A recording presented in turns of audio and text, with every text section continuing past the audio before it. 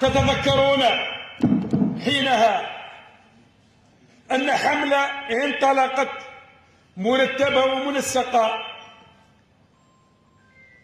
من نفس الأطراف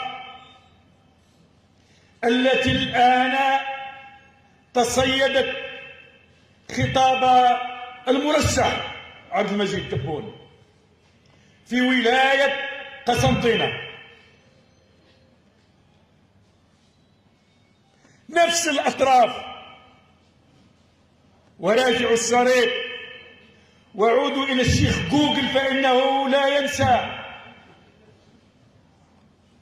وتابعوا من حشر الجيش الوطني الشعبي في رواق لا يحق لجيش